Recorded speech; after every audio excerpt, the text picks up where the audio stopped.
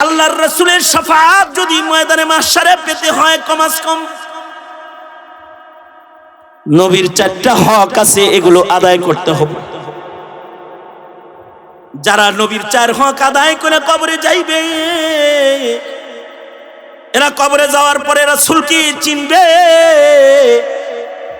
তাদের মুখে উচ্চারিত হবে এটা আমার নবী।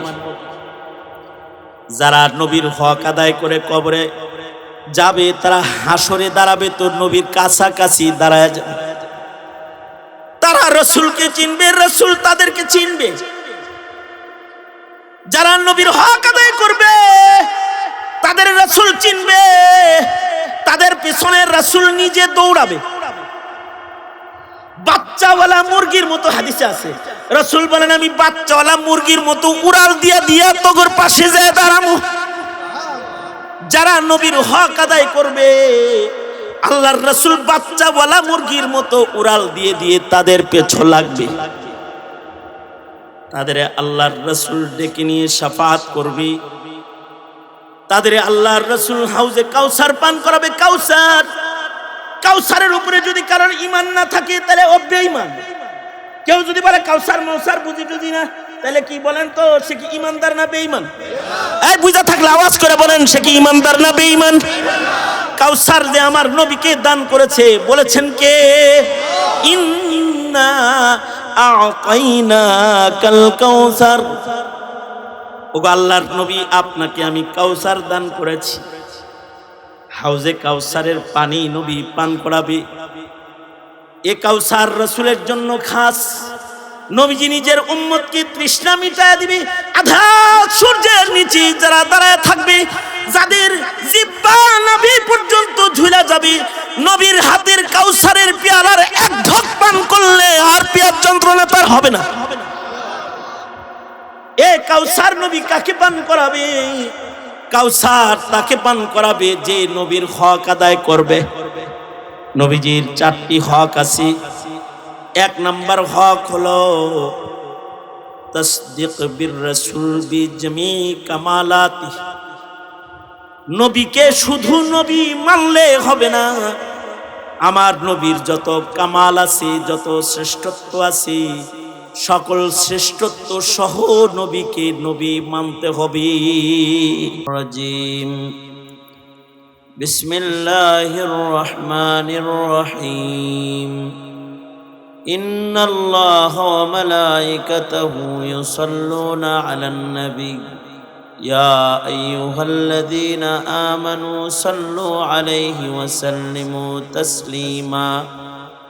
وقال النبي صلى الله عليه وسلم من صلى علي واحدا صلى الله عليه عشرا.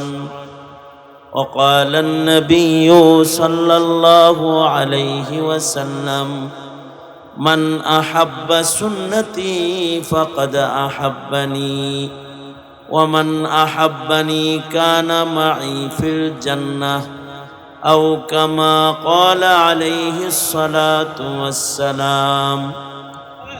اللهم صل على محمد وعلى آل محمد كما صليت على إبراهيم وعلى آل إبراهيم إنك حميد مجيد.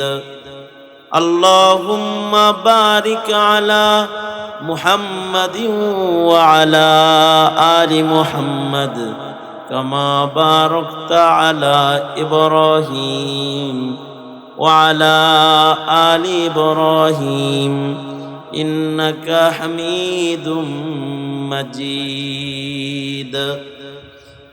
বিটগড় হযরত আয়েশা সিদ্দিকা রাদিয়াল্লাহু আনহা মহিলা মাদ্রাসার উদ্যোগে আয়োজিত মহতি প্রথম বার্ষিক ওয়াজ মাহফিল মোহতারাম সভাপতি,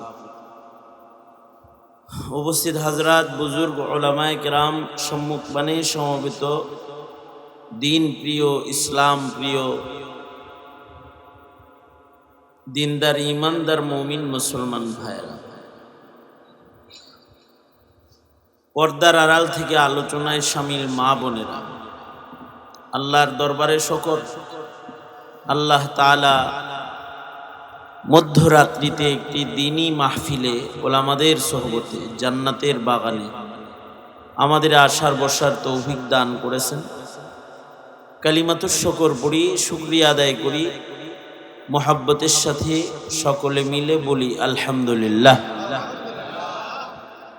বিকাল থেকে ওলামা হযরতগণ বহুতই গুরুত্বপূর্ণ নসিহাত আপনাদেরকে করেছেন।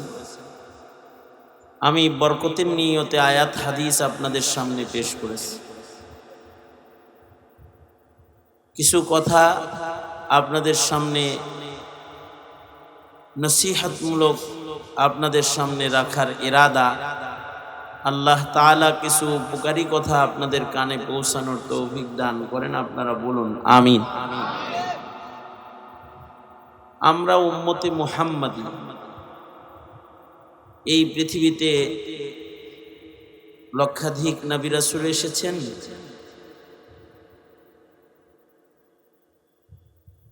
এক বর্ণনা মতে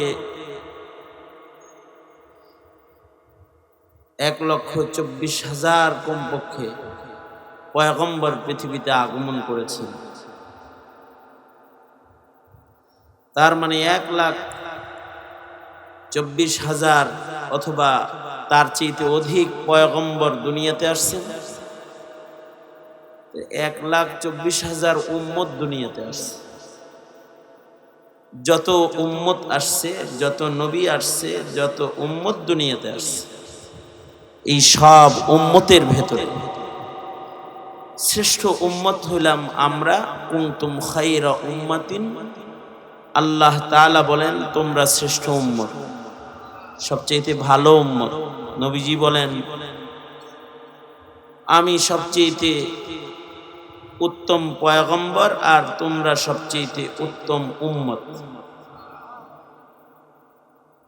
আনতুম খায়রুল উমাম, আল্লাহর রাসূল বলেন যত উম্মত আসছে এর ভিতরে তোমরা শ্রেষ্ঠ। সাহাবীদেরকে বলে গেছেন যে আমার উম্মত সবচেয়ে শ্রেষ্ঠ উম্মত।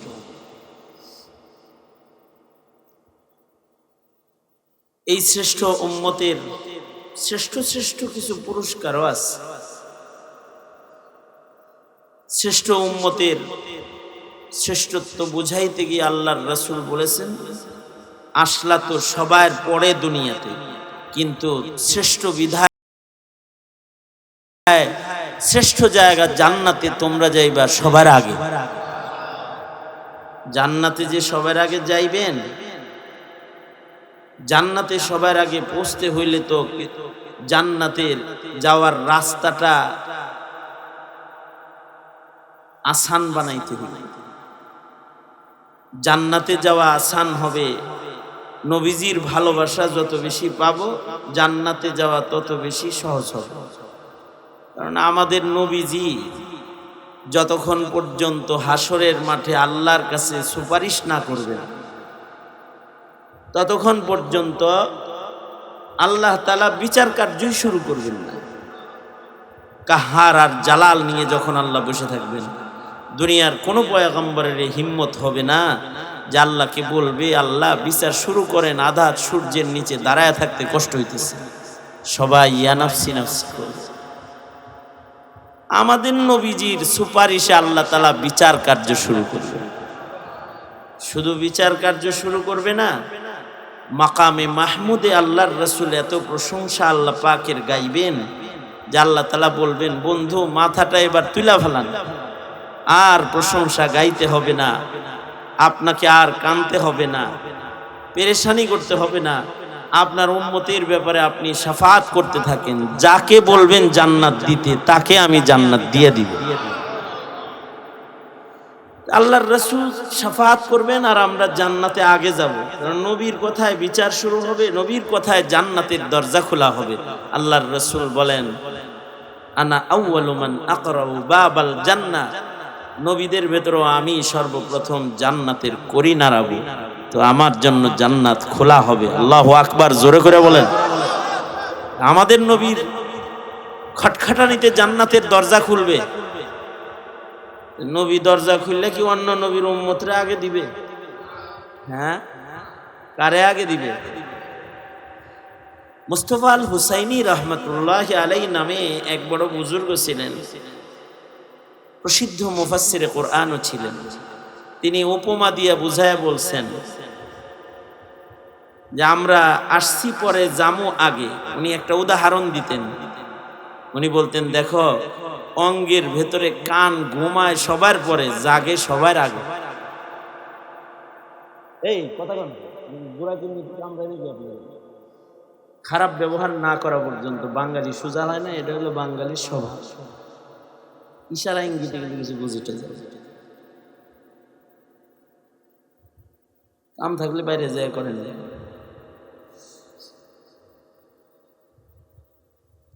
আল্লাহর রাসূল সাল্লাল্লাহু আলাইহি ওয়াসাল্লাম, নবী আলাইহিস সালাতু ওয়াস সালাম, নবীজি শাফাত করলে জান্নাতে যাওয়া সহজ হবে। সবার আগে জান্নাতে যাওয়া যাবে। আসছি পরে, কিন্তু জান্নাতে আগে যাওয়া যাইবে। এটা উদাহরণটা বুঝাইতে যায় মুস্তাফা আল হুসাইনি রহমতুল্লাহ আলাইহি বলতেন, দেখো অঙ্গের ভেতরে কান ঘুমায় সবার পরে, কিন্তু কান জাগে সবার আগে। মানুষ যখন ঘুমায় সবার আগে যে অঙ্গটা ঘুমায় তার নাম হলো চোখ। সবার আগে চোখ ঘুমায়। এজন্যে চক্ষুকে ঘুম পাড়ানোর জন্য বাতি বন্ধ করে। চোখের ব্যস্ততা কমা, বাতি বুতি বন্ধ কর। যদি দিনের বেলায় কেউ ঘুমাইতে চায় তাহলে চোখের ভেতরে কাপড় দিয়া রাখে। এই যে কালো ইয়া মার্কেটে পাওয়া যায়, চোখে দিয়া থাকে। জেলখানার ভেতরে 24 ঘন্টা আলো থাকে, অন্ধকার নাই। আমি জেল থেকে আসার পরে দীর্ঘদিন বাতি জ্বালায় ঘুমাইছি, কারণ জেলখানায় রাতের বেলায়ও বড় লাইট চোখের উপরে জ্বলতে থাকে। সবারই ইয়াকুব উসমানীরও একই দশা হয়েছে। যেই জেলে যায় তার দশা এই হয়, বাতি বন্ধ করতে দেয় না, রাতের বেলায়ও বাতি জ্বালায় রাখে ছেলের। তো তখন ঘুমাইতে হইলে, চোখরে আগে ঘুম পাড়াইতে হইলে কি করতাম, একটা গামছা রুমাল দিয়ে আগে চোখ এটারে আগে ঘুম পাড়াইতাম। চোখ না ঘুমাইলে তো কাম হবো না, অন্যগুলার ঘুম স্টার্ট হইব না। এ কারণে মানুষের চোখ যখন ঘুমায় ধীরে ধীরে সব অঙ্গ ঘুমায়। কিছু মানুষ দেখবেন ঘুমাইতেও থাকে আবার বাতাসও লইতে থাকে, মানে চোখ ঘুমাইছে কিন্তু হাত ঘুমায় নাই, এখন ঘুমাইতেছে আবার পাওটাও নাড়াইতেছে। তার মানে তার পায়ের ঘুম ভাঙলেও চোখের ঘুম এখনো ভাঙে নাই, কাত হইছে, দেহের ঘুম ভাঙছে, এটার ঘুম মানে অঙ্গের ঘুম ভাঙছে, অন্যগুলার আর ঘুম ভাঙে নাই।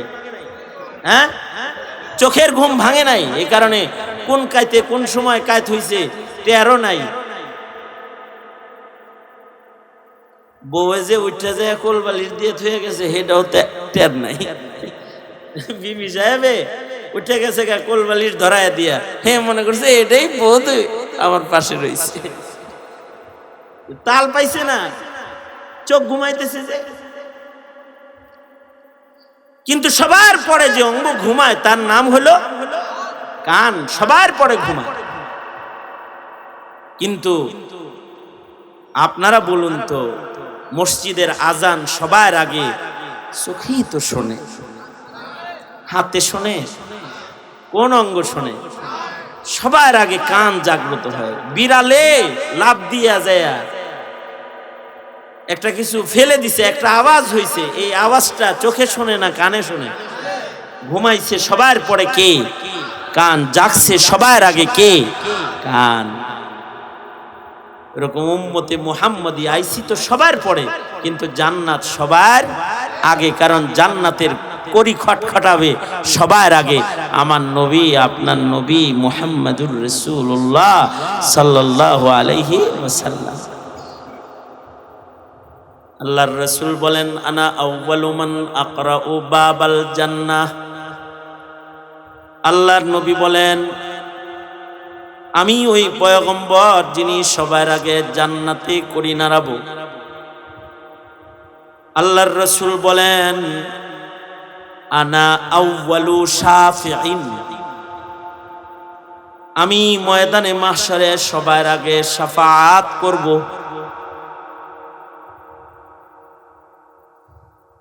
কি ফায়দাটা কি? হ্যাঁ,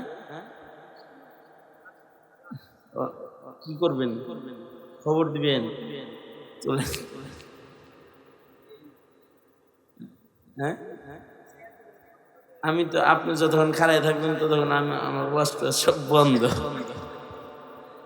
আল্লাহর রাসূল বলেন, আনা আউয়ালু শাফিঈন, আমি সবার আগে শাফাআত করি। নবীজি সবার আগে শাফাআত করবেন। এবার আসুন, নবীজি যে সবার আগে শাফাআত করবেন, নবীজি কার জন্য শাফাআত করবেন? যিনি নবীর যুগ পেয়েছে তার জন্য শাফাআত করবেন? যিনি নবীর কাছাকাছি যুগে জন্ম নিয়েছে তার জন্য শাফাআত করবেন? না, যার জন্ম নবীর যুগ থেকে বহু পরেও হয়েছে, কিন্তু সে নবীর হক আদায় করেছে। নবীজি তার হক আদায় করে সবার আগে তাকে জান্নাতে ঢুকায় দিয়ে বলবেন, থাক আমি আইতাছি, থাক ভেতরে আমি আসতেছি। ১৫০০ বছর পরে জন্মগ্রহণ করেছে, কিন্তু নবীর হক আদায় করে ফেলেছে। নবীজির হক আদায় করে নবীজিকে ভালোবেসেছে। নবীর হকগুলো পুঙ্খানুপুঙ্খানুভাবে আদায় করেছে। জন্ম ১৫০০ পরে হইছে, সমস্যা নাই, শাফাআতটা সবার আগে পেয়ে যাবে এবং নবীর সাথে জান্নাতে জায়গা পেয়ে যাবে।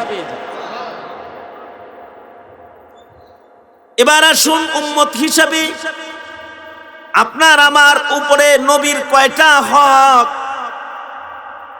আপনার আমার উপরে আল্লাহর নবীর ৪টা হক আছে। কয়টা হক? বাস এই হক ৪টা মুখস্থ করবেন আর আমি যাবো। ৪টা হক যদি আপনি আমি আদায় করি, তাহলে নবীর শাফাআত আগে পাওয়া যাবে, নবীজির সাথে জান্নাতে থাকা যাবে। আসছি পরে, কিন্তু জান্নাতে আগে যাওয়া যাবে। কবরে যখন প্রশ্ন করবে, মান নাবিয়ুকা, তোমার নবী কে? হক আদায় করলে মুখে উচ্চারিত হবে, আমার নবী মুহাম্মাদুর রাসূলুল্লাহ সাল্লাল্লাহু আলাইহি ওয়াসাল্লাম। অনেক মুসলমান আছে যারা কবরে যায়, নেতার হক আদায় করে যায়, বিবির হক আদায় করে যায়, শালীর হকও আদায় করে যায়, বাবির হকও আদায় করে যায়, কিন্তু নবীর হক বুঝে না। ঠিক বললো ঠিক, না বললেও ঠিক। মিয়া হ্যাঁ আগ করে স্যার হয়েছেন কে? ঠিক বললেও ঠিক, না বললেও। ছেলের হক আদায় করে, মেয়ের হক আদায় করে, মেয়ের জামাইয়ের হক আদায় করে, পুরুষের হক আদায় করে, 31st নাইটের হকও আদায় করে, ভালোবাসা দিবসের হকও আদায় করে, কিন্তু নবীর হক আদায় করার চেষ্টা করে না।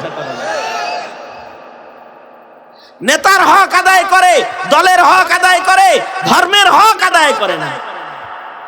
নবীর হক আদায় করে না, দলের হক আদায় করে, ধর্মের হক আদায় করে না। আছে না? নাই বলেন না কেন? আছে না? সবার হক আদায় করে, আল্লাহর হক আদায় করে না। তারে যে বানাইছে তার হকই আদায় করে না। আল্লাহর হক নেই। কবরে প্রশ্ন করা হবে 3টা। 1 নাম্বার প্রশ্ন, তোমার রব কে? মান রব্বুকা। যদি কবরের মাইয়িতটা আল্লাহর হক আদায়কারী মাইয়িত হয়, তাহলে সে বলবে রব্বি আল্লাহ, আমার রব আল্লাহ। আল্লাহু আকবার বলেন। প্রশ্ন হবে মা দিনুকা, তোমার ধর্ম কি? ধর্মের হক নেই, ধর্মের হক নেই। ধর্মের হক আছে, দলের যদি হক থাকে ধর্মের হক নেই। কবরে যে গেলা বিসমিল্লাহি ওয়া আলা মিল্লাতি রাসূলিল্লাহ, নবীর ধর্মের স্লোগানটা লইয়া ইসলামের পতাকার নিচে যায় যে শুইলা, জীবনে হক আদায় করছিলা ইসলামের? যদি হক আদায় না করো, কবরে যায় ডান্ডা খায়া ঠান্ডা হয়ে যাইবা, কিন্তু মগর মুখ দিয়ে বের হবে না দ্বীনি ইসলাম, এটা মুখ দিয়ে বের হবে না। শেষ যে সুয়াল প্রশ্নটি কবরে হবে সেটা হলো মান নবিয়ুকা ওয়া মান হাযার রাজুল, নবীজিকে দেখা বলা হবে ইনি কে বলো। যদি উত্তর দিতে পারে তাহলে কবর হবে বাগান, আর যদি উত্তরগুলো না দিতে পারে তাহলে কবর হবে আগুন। কবর কি হবে? জোরে আওয়াজ করে বলেন, কি হবে কবর? কারোর জন্য বাগান, কারোর জন্য আগুন। হুফরাতুম মিন হুফারিন নার, আবার কারোর জন্য রাউজাতুম মিন রিয়াজিল জান্নাহ, কারোর জন্য বাগান, কারোর জন্য আগুন। মুমিন হিসাবে যে কবরে যাইতাছো, বাগানে যাইতেছো নাকি আগুনে যাইতেছো, চিন্তা কইরো মাঝে মধ্যে চোখ বন্ধ করে। প্রশ্নের উত্তরগুলা তোমার হবে তো, চিন্তা কইরো মাঝে মধ্যে। চিন্তা করবা কিভাবে? চিন্তা আসার মতো শিক্ষাই তো তোমাদেরকে দেয়া হয় না। তোমার যে এই চিন্তা আইবো, এই চিন্তার শিক্ষাটা তোমাকে দেয়া হয় না। তুমি ধর্ম চিনোই না, তুমি নবীর হক আদায় করবা কি? নবী চিনোই না তুমি। একটি দৃষ্টান্ত দিয়ে আমি আমার কথা শুরু করি, শেষ করতে বেশি টাইম লাগবে না, অল্প সময়। দৃষ্টান্তটা শুধু আপনাদের বুঝার জন্য ঘটনাটা আপনাদেরকে শোনাইতেছি। আমার এক বন্ধু, এক মুফতি সাহেব কিছুদিন আগে একটা জানাজার নামাজের ইমামতি করেছেন, উনি জানাজা পড়াইছেন। উনি যেই মাইয়েতের জানাজা পড়াইতেছেন, এই মাইয়েতের ছেলে থাকে জার্মান। বাবার জানাজা দাফনে শামিল হওয়ার জন্য সন্তান জার্মান থেকে বাংলাদেশে আসছে, ফ্রিজে রাখছিল লাশ। ছেলে আইসে পরে জানাজা হইছে, তারপরে দাফন হইছে। অথচ মাইয়িত বলে মৃত্যুর পরে আজ্জিলুনি আজ্জিলুনি। কে জানাজা পড়লো না পড়লো চিন্তা করার দরকার নেই। আরে আমারে তাড়াতাড়ি আমার রবের কাছে দাও, রবের কাছে দাও। নেককার যদি হয় সে তাড়াতাড়ি কবরে যাইতে চায়, তার মানে তারে আটকায় রাখলে আল্লাহ থেকে তাকে দূরে রাখা হইল। নবীর জন্য অপেক্ষা করা হইতো না। আর এখন বিড়ি খাত খোর মদ খোর পোলার লেগে বাবের লাশটা আটকায় থুয়ে দেয়, গাঞ্জা খোর পোলার লেগে আটকায় থুয়ে দিচ্ছে, জেনাকার ছেলের জন্য। নবীর জন্য লাশ আটকাইতো না। সাহাবীর ওসিয়ত ছিল, এই রাত্রে মারা গেলে পরে তোরা জানাজা পড়া তাড়াতাড়ি আল্লাহর কাছে দিয়ে দিবি। তাও বাচ্চা সাহাবী তালহা বিন বরা, তালহা বিন বরার ওসিয়ত ছিল বাবার কাছে, আব্বু আমি যদি রাত্রি মারা যাই নবীরে খবর দেওয়ার দরকার নাই, খালি তুমি জানাজা পড়া তাড়াতাড়ি আমাকে আল্লাহর কাছে দিয়ে দিও।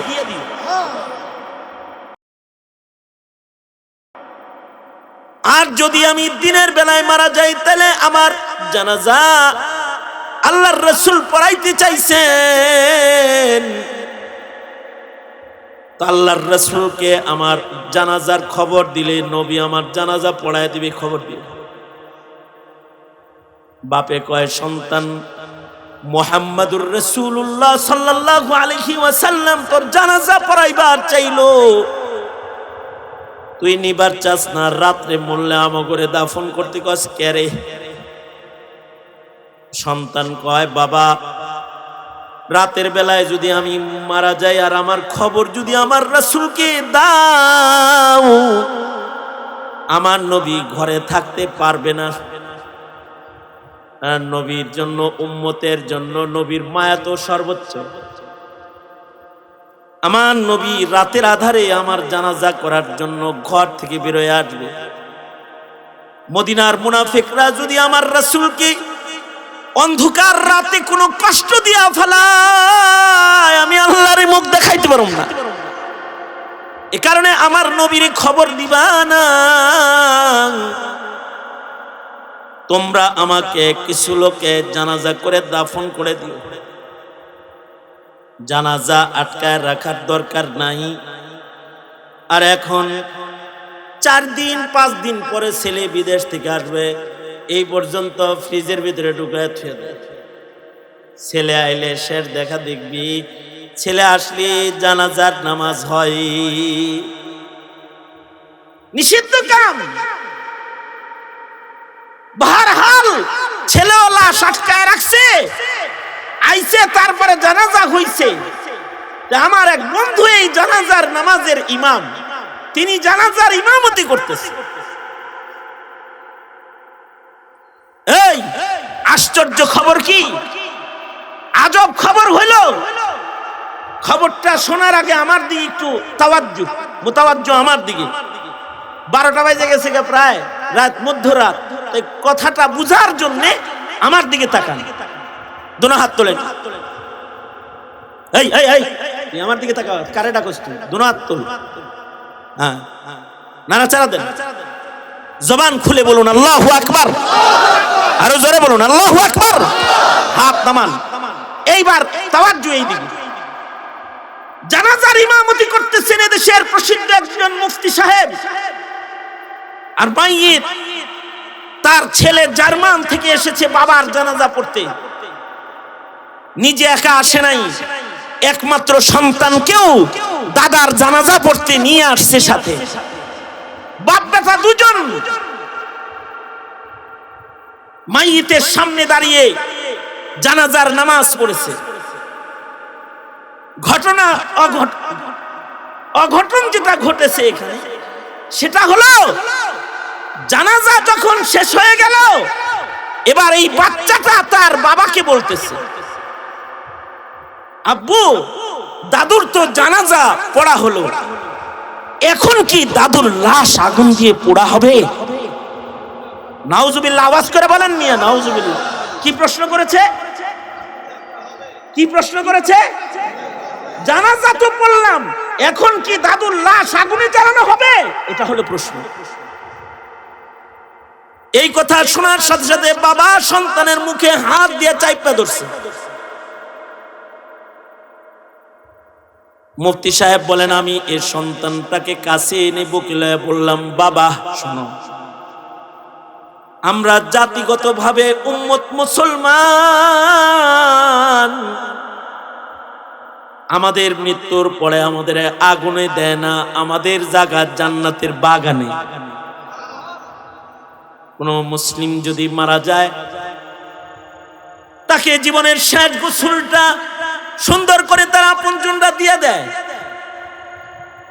নতুন কাফন পরায় তাকে আতর গোলাপ দিয়া সাজায়, আল্লাহর দিদারের উপযুক্ত বানায় কর্পূর লাগায়া সুন্দর করে তাকে জান্নাতের বিছনার ভেতরে শোয়া দেয়া হয়। জান্নাতীদের গুরুস্থানে এসে ঘুমায়, ময়দানে মাহশারে মুমিনদের জামাতের সাথে এসে আল্লাহর আদালতে দাঁড়াবে। মুফতি সাহেব বলে, আফসোস হলো সন্তানটা মুসলমান মরার পরে যে তার জানাজা আছে তাও জানে না, তার যে দাফন আছে কবর আছে তাও জানে না। কবর আছে এইটাই যে সন্তান জানে না, এই সন্তান কবরের প্রশ্ন আসে এটা জানবে কেমনে? অথবা কবর থেকে আল্লাহর আদালতে দাঁড়াইতে হবে এটা জানবো কেমনে? আমাদের দিনদারির মূর্খতার জ্বর এত গভীর পর্যন্ত চলে গেছে যে আমাদের সন্তানরা তো মরার পরে যে জ্বালানো হয় না, মুসলমানের মৃত্যুর পরে আগুন নয় ঠিকানা, মুমিনের মুসলমানের মৃত্যুর পরে ঠিকানা হলো তার জান্নাত। এই কথাটা পর্যন্ত মুসলিম নব প্রজন্ম এখন জানে না, এইটাও জানে না। এখন দুঃখ রাখার জায়গা নাই। যে এটা জানে না সে কিভাবে জানবে নবীর শাফাআত কেমনে পাওয়া যায়? যে এইটুকুন জানে না সে কিভাবে জানবে কোরআনের শাফাআত কেমনে পাওয়া যায়? সে কিভাবে জানবে পুলসিরাত কেমনে পার হওয়া যায়? সে কিভাবে জানবে আরশে আজিমের ছায়ার নিচে কেমনে দাঁড়ানো যায়? সে কেমনে জানবে নবীর কাউসার কিভাবে পান করা যায়? কিভাবে জানবে সে? প্রশ্নই আসে না তার জানা। সন্তানকে কম্পিউটার চালানো শিখাইছি আমরা, স্ক্রিন টাচ মোবাইল ব্যবহার শিক্ষা দিলাম। দুনিয়ার কত কিছু চিনাইলাম, কিন্তু ধর্ম চিনাইলাম না, আর নবী চিনাইলাম না, নবী চিনাইতে পারলাম না। জবাব দিতে হবে পিতার গোষ্ঠী হাসরের ময়দানে, জবাব দিতে হবে। মৌলবীরা যখন চিল্লাইছে, মিটমিটে হাসছো, কবরে গেল একটা বাড়ি তোমার বাইরে পড়বে না। কবরে গেল খালি নিজের সন্তানকে তো ধর্মও চিনাও নাই, রাসূলও চিনাও নাই, আল্লাহও চিনাও নাই, কোরআনও চিনাও নাই, কবরও চিনাও নাই। এই তো দশা। দুঃখজনক বিষয় হলো, বুঝে থাকলে আপনারা তো বুঝেই গেছেন, তারপরেও আরো বিশ্লেষণ করে বুঝে দেই আর কি। সেটা হলো, ছেলেটা যে বাপেরে বলল যে দাদুর লাশ কি আগুনে জ্বালানো হবে, এই শিক্ষাটা বাপি ছেলেরে দিয়েছে। কিভাবে? হিন্দি ফিল্ম নিজের ঘরে চালাইতে চালাইতে মরার পরে যে মানুষ জ্বালায় এটা শিখাইছে, কিন্তু ধর্মের কথা এতটুকুন শিখায় নাই যে মরার পরে কাফন আছে, আল্লাহু আকবার ধ্বনির জানাজা আছে, দাফন আছে, তার আল্লাহর আদালতে দাঁড়ানি আছে, এগুলো শিক্ষা দেয় নাই। ফিল্ম দেখায়া তাকে লাশ জ্বালানোর তালিম ঠিকই দিয়ে দিয়েছে। পাঠ্য বইয়ে এখন দেবদেবী প্রবেশ করেছে, মুসলমানের পাঠ্য বইয়ে দেবদেবী প্রবেশ করেছে, ট্রান্সজেন্ডার প্রবেশ করেছে, মিথ্যা ভুয়া গবেষণা, মানুষ বানরের জাতি, এই মতবাদ প্রবেশ করেছে, ডারউইনের ভ্রান্ত মতবাদ। কিন্তু ঈমানিয়াত, ইসলামিয়াত শিক্ষানীতির থেকে, শিক্ষা সিলেবাস থেকে বাদ দিয়ে দেওয়া হয়েছে। সন্তানটা না নবী চিনে, না ধর্ম চিনে, না হাসর চিনে, না তকদির চিনে, না সুখ দুঃখ চিনে, না বালা মুসিবত আসলে কি করতে হইব তা জানে, কিছুই জানে না। এখন কি হয়, যখন দুঃখ বরদাস্ত করতে পারে না তো সুইসাইড করে, আত্মহত্যার সংখ্যা এখন প্রচুর পরিমাণে বৃদ্ধি পেয়েছে। আগে এক সময় শুনেছিলাম 20% যে নবপ্রজন্ম তারা নিজেরা ভর বরদাস্ত করতে না পেরে তারা আত্মহত্যা করে, প্রায় 55% আত্মহত্যা করে, গেম খেলতে যে আত্মহত্যা করে ফেলে। কি শিখাইলাম আমরা আমাদের প্রজন্মকে? মধ্যরাতে কোনো ওয়াজ করার দরকার নাই। যে প্রশ্নগুলো আপনাদের কানে দিয়ে যাচ্ছি, এই প্রশ্নগুলো স্মরণ রাখলে নিজের ছেলে, নিজের নাতি পুতির ভবিষ্যতের চিন্তা ভিতরে আসবে।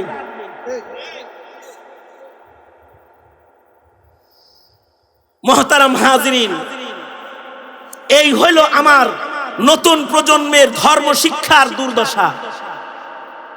আর ইসলামের দুশ্মন, কোরআনের দুশ্মন যারা আছে, আমরা যারা আপনাদের এই গরিবের চাঁদা তুলে এতিম গরিব মিসকিন ফকিরদেরকেও আল্লাহ রসুল চিনাই, তাগর গলায় জঙ্গিবাদের মালা পরানোর জন্য নাটক আর সিনেমার অভাব নাই, দেশে অভাব নাই, নাটক সিনেমার অভাব নাই।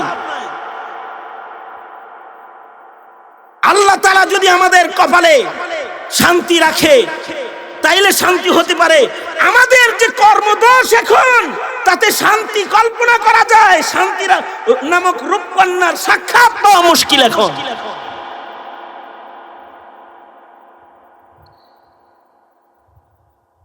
এই হলো দুর্দশা। যাদের দুর্দশার হালত হলো এই জায়গায়, সে কিভাবে জানবে, সে কিভাবে কল্পনা করবে নবীর শাফাত কেমনে পাওয়া যায়? অথচ আল্লাহর রাসূলের শাফাত যদি ময়দানে মাহশারে পেতে হয়, কমাস কম নবীর 4টা হক আছে, এগুলো আদায় করতে হবে। যারা নবীর 4 হক আদায় করে কবরে যাইবে,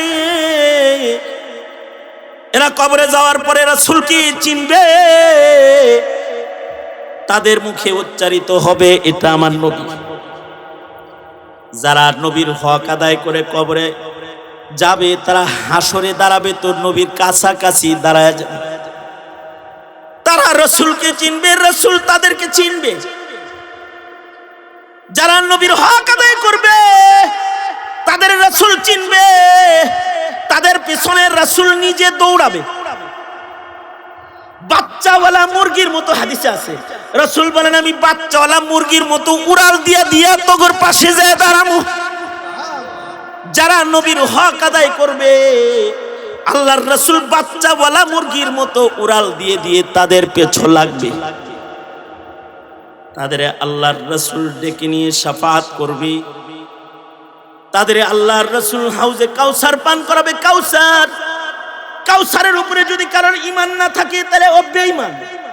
কেউ যদি বলে কাউসার মৌসার বুঝি টুঝি না, তাহলে কি বলেন তো সে কি ঈমানদার না বেঈমান?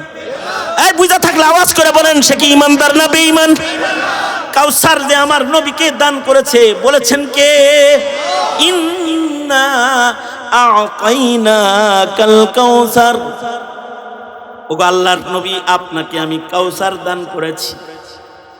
হাউজে কাউসারের পানি নবী পান করাবে। এ কাউসার রাসূলের জন্য খাস। নবীজি নিজের উম্মতকে তৃষ্ণা মিটায় দিবে। আধা সূর্যের নিচে যারা দাঁড়ায় থাকবে, যাদের জিহ্বা নবী পর্যন্ত ঝুলে যাবে, নবীর হাতের কাউসারের পেয়ালার এক ঢোক পান করলে আর পেয়ার যন্ত্রণা তার হবে না। এ কাউসার নবী কাকে পান করাবে? কাউসার তাকে পান করাবে যে নবীর হক আদায় করবে। নবীজির 4টি হক আছে। 1 নাম্বার হক হলো তাসদীক বির রাসূল বিজমি কামালাতি। নবীকে শুধু নবী মানলে হবে না, আমার নবীর যত কামাল আছে, যত শ্রেষ্ঠত্ব আছে, সকল শ্রেষ্ঠত্ব সহ নবীকে নবী মানতে হবে। যেমন আমাদের আধুনিক প্রজন্মের বহু সন্তান আছে রাসূলকে মানে কিন্তু নবীর মেরাজ মানে না। কি নাউজুবিল্লাহ বাইরে বেরছে না, জাতা দিয়া বাইর করুন লাগবে নাউজুবিল্লাহ। এটা আবার নবীর বড় মুজিজার ভেতরে একটি হলো নবীজির মেরাজুন নবী। সব মানে মেরাজ মানে না। আল্লাহর রাসূল সাল্লাল্লাহু আলাইহি ওয়াসাল্লামের বড় মুজিজা চন্দ্র দ্বিখণ্ডিতকরণ। সব মানে কিন্তু ওয়ানশাক্কাল কামার, কোরআন বলে রাসূলের ইশারায় চাঁদ দুটুকরা হয়েছে, এটা মানে না। যে কোরআন মানে না ওর ঈমান আছে না, ও বেঈমান হয়ে গেছে। আওয়াজ করে জোরে বলেন তো। ভুয়া বিজ্ঞানীর মেশিন পাঠায়, সেই টেস্ট পাঠায়, তারপরে চাঁদের দ্বিখণ্ড দেখতে হইব। কোরআন বলে দিয়েছে চাঁদ দ্বিখণ্ডিত করেছেন আল্লাহ তাআলা আল্লাহর রাসূলের আঙ্গুলের ইশারায়। নবীজির বড় মুজিজা কোরআন। কোরআন যে মানে না ও বেঈমান। কোরআনের একটা নুকতা যে অস্বীকার করবে ও বেঈমান, ওর ঈমান নাই। একটা নুকতা অস্বীকার করলে ও বেঈমান। মুহতারাম হাজিরিন, তাহলে আল্লাহর রাসূল সাল্লাল্লাহু আলাইহি ওয়াসাল্লাম নবীজির যে সকল শান আছে, নবীর প্রত্যেকটা শান সহ নবীকে মানতে হবে। নবীর একটি শান হলো নবীর পরে আর নবী নাই। কেউ যদি কাদিয়ানীকে নবী মনে করে, জোরে বলেন, জোরে বলেন, আওয়াজ করে বলেন। আরে সবাই মিলা চিল্লা আল্লাহকে শোনান, বলেন চিল্লা বলেন। সে কি কাফের? শুধু সে কাফের না, কাদিয়ানীকে যারা কাফের মনে করে না অথবা কাফের বলে না, তারা কি? জোরে বলেন, তারা কি? তারাও কাফের। মুসলমানের ঘরে জন্মায়া আমাকে জিজ্ঞাসা করেছে এক শিক্ষিত লোকে, হুজুর কাদিয়ানী কি আসলেই কাফের? আমি বললাম তাড়াতাড়ি কলমা পড়েন। আপনি তাড়াতাড়ি কালমা পড়েন। সরকারি বড় অফিসারের চেয়ার নিয়ে বসে আছেন, কাদিয়ানী কাফের এইটাই এখনো জানেন না। নামের শুরুতে আছে মুহাম্মদ। তো নবীর শান সহ নবীকে না মানলে সে কাফের। নবী নবী মানে আবার নাস্তিকদের দলে যোগ দিয়ে নবীর বৈবাহিক জীবনের সমালোচনা করে কাফের। নবীর ইজ্জতের উপরে হামলা করে কাফের। নবীর ইজ্জতের উপরে হামলা করে ইমানদারের লিস্টে নাম থাকতে পারে না, থাকতে পারে না। এখন আপনার সন্তান কি সাহাবীর দলে না আসাদ নূরের দলে দিলেন? আপনি কোনোদিন বইয়া চিন্তা করছেন? যে আমার ছেলেটা কি আসাদ নূরের দলে দিলাম নাকি আবু বকর ওমরের দলে দিলাম। যদি এই কাম ডিউটি না করে থাকেন তাহলে আপনার এই ডিউটি করার দরকার। ঈমান বাঁচান, এটা এক নাম্বার হক নবীর। নবীকে নবীর শান মতো নবী হিসাবে মানতে হবে, এক নাম্বার। একটু এদিক সেদিক হইলে ঈমান। নবীর দুই নাম্বার হক হলো নবীর ইত্তিবা। হার কাজে আল্লাহর নবীর ইত্তিবা করা লাগবে। ইহুদির ইত্তিবা করলে, নাসারার অনুসরণ করলে নবীর অনুসরণ ভাল লাগে না।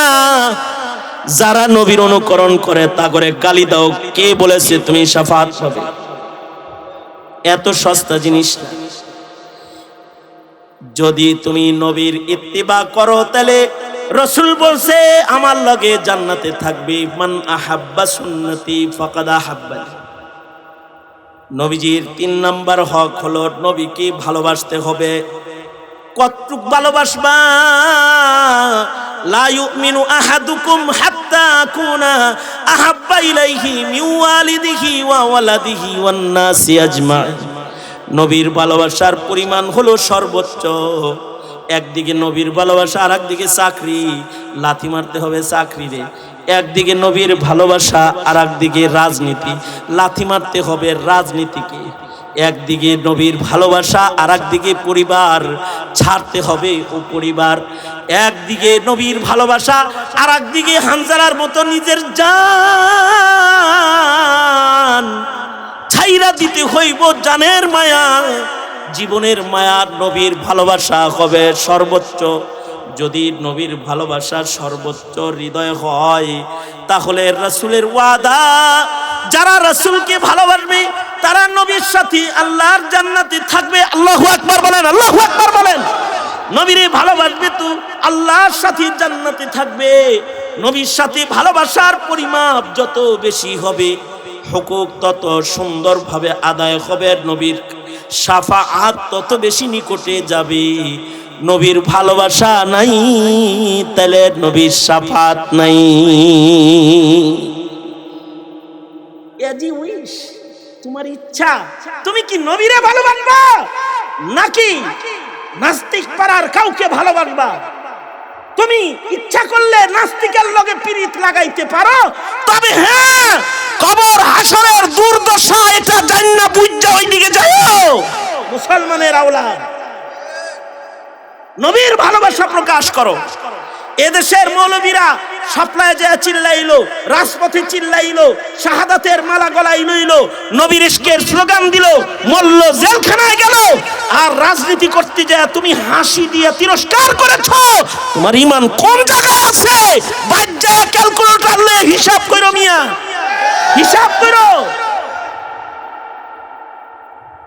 এইটা শাফাআত পাওয়ার জন্য এই ভালোবাসার মাপকাঠিটার হক আদায় করতে হবে। আল্লাহ তৌফিক দান করুন, আমিন বলেন। এই দেশের উলামায়ে কেরাম যারা জেল জুলুম হুলিয়া বরদাস্ত করেছে, একমাত্র কারণ নবী প্রেম, একমাত্র কারণ নবী প্রেম। নবীর ইজ্জত রক্ষাই রক্ত দিয়েছে উলামায়ে কেরাম। তুমি মার্কার জন্য রক্ত দিয়েছো, দলের জন্য রক্ত দিয়েছো, আর মুসলমানরা যুগে যুগে নবীর প্রেমে জান দিয়েছে। যারা নবীর প্রেমে জান দেয় এরা নবীর একটা হক আদায় করে, এরা আল্লাহর রাসূলের সাথে জান্নাতে যাওয়ার উপযুক্ত হয়। সুতরাং এই জিনিসটা মুসলিম যুবক, মুসলিম কিশোর, মুসলিম তরুণ বুঝো।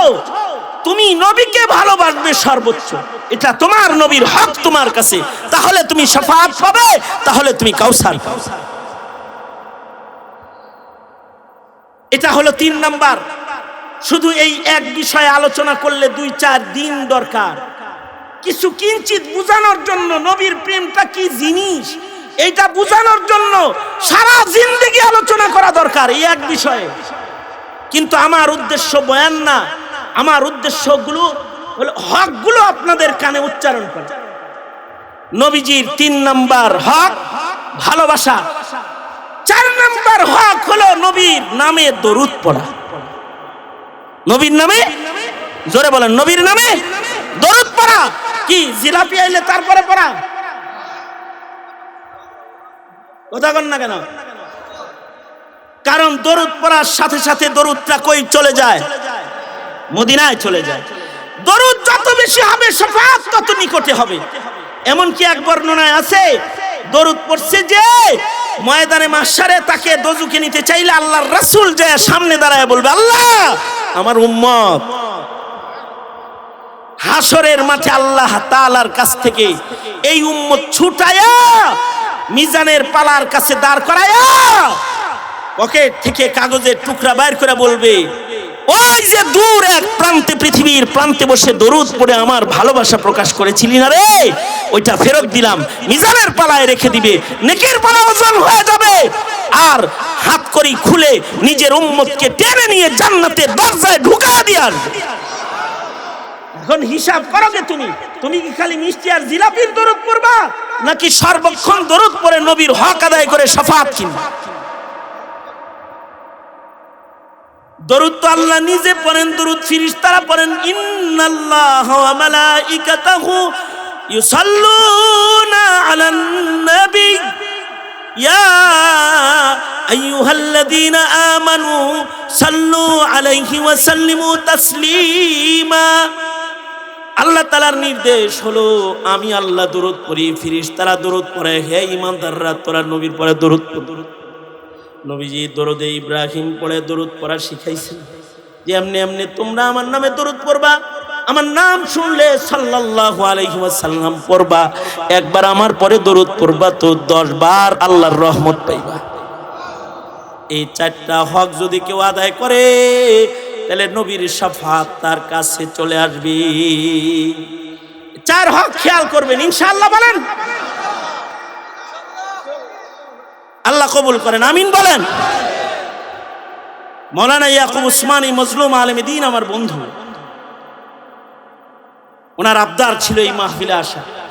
গভীর রাতে আল্লাহর রাসূলের হক বললাম আর ওই জানাজাটা বললাম। সন্তানের অবস্থা যেন ওই জানাজার মতন না হয়। আর হক যা বললাম এই হকগুলো আদায় করে যেন শাফাত কাছে পায়, এই মেহনত করবেন ইনশাআল্লাহ। বলেন এই মেহনত কেমনে করবেন? যদি পারেন মাদ্রাসায় ভর্তি দিয়ে করেন, তা না পারেন তাবলীগে পাঠায়া করেন, তা না পারেন হক্কানি পীর বুজুর্গের কাছে পাঠায়া করেন, কিন্তু মেহনতটা করেন, ঈমান বাঁধবেন। আল্লাহ বুঝার তৌফিক দান করেন। সবাই ইস্তিগফার করেন। আস্তাগফিরুল্লাহ রাব্বি মিন কুল্লি যামবি ওয়া আতুবু ইলাইহি লা হাওলা ওয়ালা কুওয়াতা ইল্লা বিল্লাহিল আলিয়্যিল আযীম। সবাই ইস্তিগফার করেন। আস্তাগফিরুল্লাহ রাব্বি মিন কুল্লি যামবি ওয়া আতুবু ইলাইহি লা হাওলা ওয়ালা কুওয়াতা ইল্লা বিল্লাহিল আলিয়্যিল আযীম। আলহামদুলিল্লাহি রাব্বিল আলামিন ওয়াসসালাতু ওয়াসসালামু আলা সাইয়্যিদিল আমবিয়া ওয়াল মুরসালিন মুহাম্মাদ ওয়া আলা আলিহি ওয়া আসহাবিহি আজমাইন। রব্বুল আলামিন, মধ্যরাত্রি গড়ায় গেছে, গভীর রাত তোমার বান্দারা বৃষ্টি ভেজা রাতে গভীর রাত পর্যন্ত অপেক্ষা করেছে। মজলুম আলেমে দ্বীন ইয়াকুব উসমানী সাহেব মোহাব্বতের আহ্বান জানিয়ে উলামায়ে কিরামদেরকে একাট্টা করেছে। ইয়া আল্লাহ, তোমার গোলাম বসে বসে কিছু কথা মাঝ রাতে বলেছে। রব্বুল আলামিন 2টা হাত কাঙ্গালের মতো বাড়ায় ধরেছি, ভিক্ষুকের মতো বাড়ায় ধরেছি। জিন্দেগির সব গুনাহ তুমি মাফ করে দাও আল্লাহ। ইয়া আল্লাহ, সাদাকা খায়রাতের আমল হয়েছে, সকলের সাদাকা খায়রাত গুলো কবুল করে নাও। বুড়াদের হযরত আবু বকর বানায় দাও, যুবকদেরকে খালিদ বিন ওয়ালিদ বানায় দাও। পর্দার আড়ালের মা বোনদের হযরত ফাতিমা খাদিজাতুল কুবরা বানায় দাও। সকলের মনের নেক মাকাসিদ হাসানাগুলোকে কবুল মঞ্জুর করে নাও। জমিনে ওলি বুজুর্গরা ঘুমায় রয়েছে, তাদের তোফায়েলে মাইয়িতদের কবরগুলো জান্নাতের বাগান বানায় দাও আল্লাহ। রব্বুল আলামিন, মাদারিসগুলোকে হেফাজত করো, ইয়া আল্লাহ এই মাদ্রাসা আয়েশা সিদ্দিকার স্থায়ী জায়গার ইন্তজাম করে দাও রব্বুল আলামিন। ফিলিস্তিনের মজলুম মুসলমানদের জন্য মদদ পাঠায় দাও আল্লাহ। বাংলাদেশের মজলুম আলেমদের জন্য ইয়া আল্লাহ তুমি নুসরত দান করো, নুসরত পাঠাও। হার কিসমের জুলম সিতম থেকে সকলকে তুমি রক্ষা করো আল্লাহ রাব্বুল আলামিন। অনেকের মা অন্ধকার কবরের বাসিন্দা, অনেকের বাবা অন্ধকার কবরের বাসিন্দা। যাদের মা বাবা কবর জগতে চলে গেছে আল্লাহ তাদের মা বাবার কবর জান্নাতের বাগান বানায় দাও। যাদের আব্বা আম্মা আছে হায়াত বাড়ায় দাও, বেশি বেশি করে খেদমত করতে পারে তৌফিক দান করো রাব্বুল আলামিন। আল্লাহ এই মুহূর্তে আমাদের সালাম প্যারা নবীর রওজা থারে পৌঁছায় দাও।